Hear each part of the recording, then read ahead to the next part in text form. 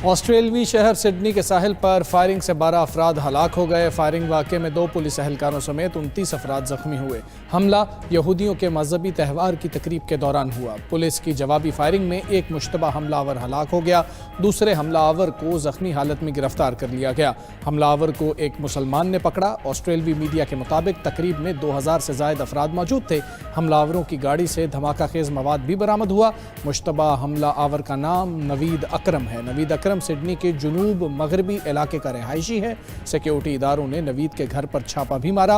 ادھر new South Wales police نے واقعہ دہشت گردی قرار دے دیا۔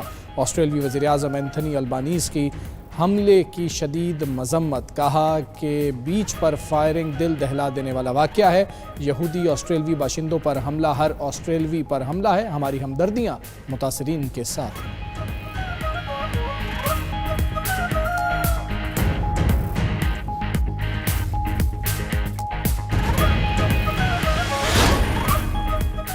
حملہ آور کو قابو کرنے والا احمد آسٹریلوی عوام کا ہیرو بن گیا۔ احمد کے رشتہ دار کا کہنا ہے کہ احمد کو بھی 2 گولیاں لگیں لیکن اس نے ہمت نہ ہاری اور حملہ آور کو غیر مسلح کر کے قابو کیا۔ احمد زخمی حالت میں اسپتال میں زیر علاج ہے۔ ڈاکٹرز کا کہنا ہے کہ احمد ٹھیک ہے، اس کا آپریشن ہونا ہے۔ آسٹریلوی ہائی کمشنر کا احمد کو خراج تحسین۔ ادھر بھارتی، اسرائیلی اور افغانی میڈیا کا پاکستان مخالف پروپیگنڈا آسٹریلیا حملے سے منسلک دہشت گرد کا تعلق پاکستان سے بتانے لگے۔ آسٹریلوی میڈیا نے حملہ آور کو نوید اکرم کے نام سے شناخت کیا، لیکن بھارتی، اسرائیلی اور افغانی میڈیا نیو ساؤتھ ویلز کے شیخ نوید کی تصاویر دکھا کر فیک نیوز پھیلا رہا ہے۔ شیخ نوید کا کہنا ہے کہ اس کا واقعے سے کوئی تعلق نہیں۔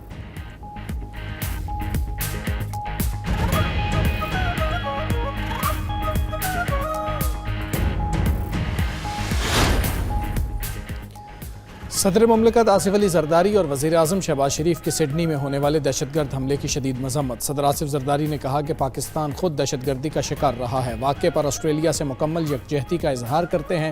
وزیر اعظم نے کہا کہ متاثرین سے دلی تعزیت کا اظہار کرتا ہوں۔ نائب وزیر اعظم اسحاق ڈار اور وزیر داخلہ محسن نقوی کی بھی آسٹریلیا میں دہشت گردی کی مذمت۔ متاثرین کے اہل خانہ سے اظہار تعزیت، زخمیوں کی جلد صحتیابی کے لیے نیک تمناؤں کا اظہار کیا۔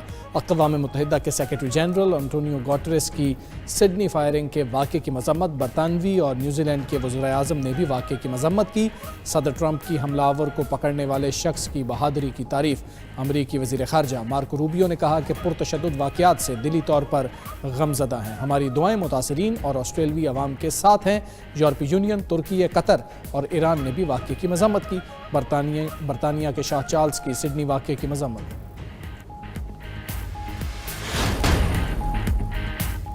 پی ٹی آئی دور میں ٹرائیکا تھا، تمام معاملہ جنرل ریٹائرڈ باجوہ، فیض حمید اور بانی پی ٹی آئی چلا رہے تھے۔ ایسا ہو نہیں سکتا کہ آرمی چیف کی مرضی کے بغیر کوئی افسر جھوٹا مقدمہ بنائے۔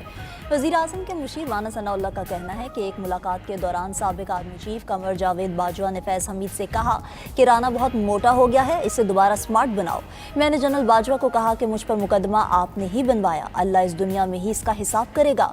وفاقی وزیر رانا تنویر حسین کا کہنا ہے کہ بانی پی ٹی آئی اور فیض حمید ایک پیج پر تھے۔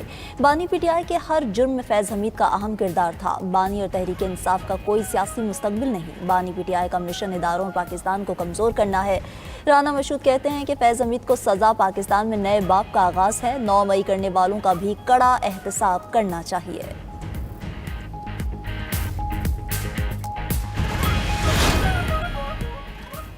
9 مئی بانی پی ٹی آئی اور فیض حمید کا جوائنٹ وینچر تھا، اس روز فوجی تنصیبات کو نشانہ بنایا گیا۔ وزیر دفاع خواجہ آصف کہتے ہیں کہ 9 مئی کو بانی پی ٹی آئی اکیلے یہ سب کچھ نہیں کر سکتے تھے۔ سیالکوٹ میں کرسچن کمیونٹی کی تقریب سے خطاب میں وزیر دفاع بولے کہ مارکہ حق میں پاک فوج نے بھارت پر تاریخی فتح حاصل کی، افواج پاکستان نے وطن کی حفاظت کی۔ پاک فوج کی فتح تاریخ کے سنہرے باب میں لکھی گئی ہے۔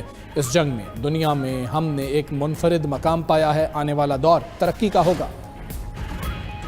پنجاب میں ہزاروں اربوں روپے کی کرپشن ہو رہی ہے۔ خیبر پختونخوا کی طرف انگلی اٹھانے والے پہلے اپنے صوبے میں کرپشن دیکھیں۔ وزیر اعلیٰ خیبر پختونخوا سہیل آفریدی کا کوہاٹ میں جلسے سے خطاب، کہا کہ مریم نواز صاحبہ مجھے مشورہ نہ دیں، اپنے صوبے کا خیال کریں۔ وفاقی حکومت نے 5300 ارب روپے کی کرپشن کی ہے، ہمیں مشورہ دینے والے ملک کو تباہی کی جانب لے جا رہے ہیں۔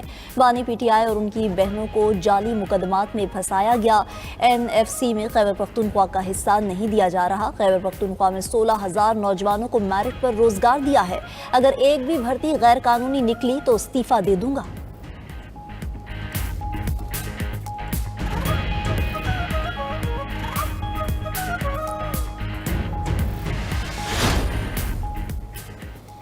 وزیراعظم کے کوآرڈینیٹر اختیار ولی نے سہیل آفریدی کو چند دن کا وزیر اعلیٰ قرار دے دیا۔ وزیر اعلیٰ کے پی کے خطاب پر رد عمل میں اختیار ولی نے کہا کہ جو لوگ پاک فوج کے خلاف باتیں کر رہے ہیں قوم انہیں کبھی نہیں چھوڑے گی۔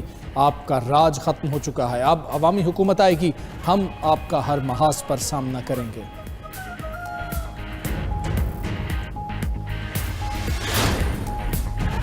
پی ٹی آئی نے فیض حمید سے بھرپور فائدے اٹھائے، جو لوگ فیض یاب ہوئے ان پر آسمان ٹوٹے گا۔ سینئر سیاستدان محمود مولوی کا کہنا ہے کہ فیض حمید کی وجہ سے ملک اور اداروں کو نقصان پہنچا۔ ملک کو آگے لے جانے کے لیے سب جماعتیں ایک ٹیبل پر بیٹھیں، ترقی کے لیے نئے انتظامی یونٹس بننے چاہئیں۔ عمران اسماعیل بولے، chief of defence forces field marshal Syed Asim Munir نے احتساب کا عمل اپنے ادارے میں سے شروع کیا۔ پاک فوج نے انتہائی طاقتور شخص کو احتسابی عمل سے گزارا۔ یہ عمل یہاں رکنے والا نہیں، فائدہ اٹھانے والوں اور سہولت کاروں کا بھی احتساب ہوگا۔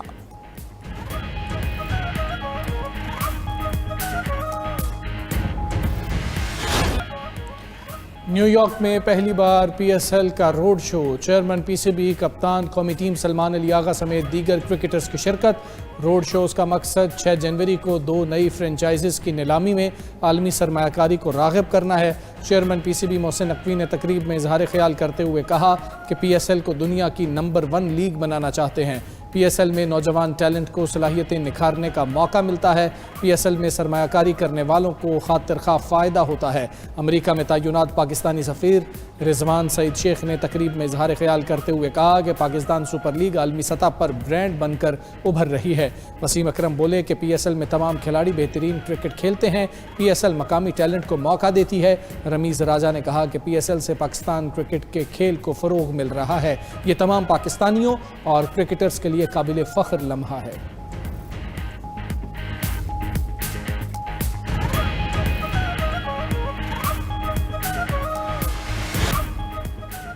آئی ایم ایف پروگرام میں کوئی نئی شرائط شامل نہیں، طے شدہ ایجنڈا مرحلہ وار نافذ کیا جا رہا ہے۔ وزارت خزانہ کے اعلامیے کے مطابق حکومت نے اپنی مجوزہ اصلاحاتی پالیسیاں آئی ایم ایف کو دی ہیں۔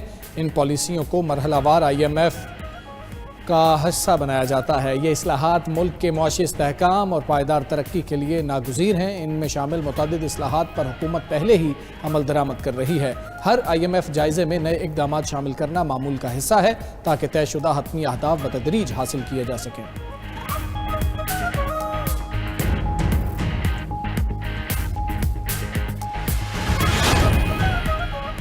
شکارپور کے حلقہ پی ایس 9 گڑی یاسین کا ضمنی انتخاب پیپلز پارٹی کے نام غیر سرکاری غیر حتمی نتائج کے مطابق پیپلز پارٹی کے آغا شہباز خان درانی کامیاب قرار پائے۔ آغا شہباز خان درانی نے 73,554 ووٹ حاصل کیے۔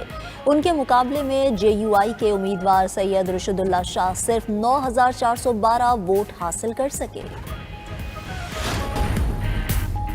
ملک بھر میں سردی کی لہر برقرار، این ڈی ایم اے نے بارشوں اور برف باری کا الرٹ جاری کر دیا۔ بالائی خیبر پختونخوا، گلگت بلتستان میں بارش اور برف باری متوقع۔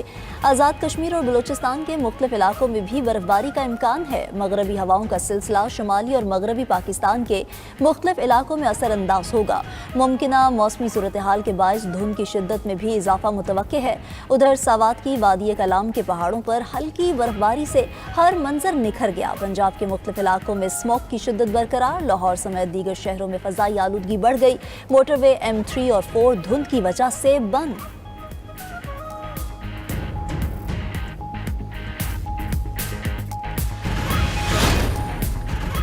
ایران دوبارہ جنگ کی صورت میں ایک ساتھ 2000 میزائل داغ سکتا ہے۔ اسرائیلی فوجی حکام کی پارلیمنٹ میں بریفنگ، کہا ایران 12 روزہ جنگ کے بعد تیزی سے بیلسٹک میزائل پروگرام منظم کر رہا ہے، صرف 6 ماہ میں میزائلز کا بڑا ذخیرہ بنا چکا۔